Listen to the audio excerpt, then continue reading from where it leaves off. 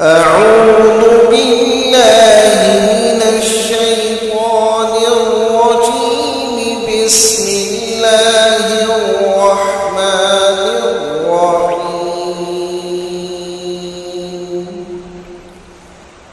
تبت يدا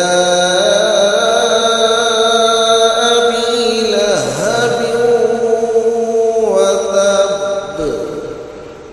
ما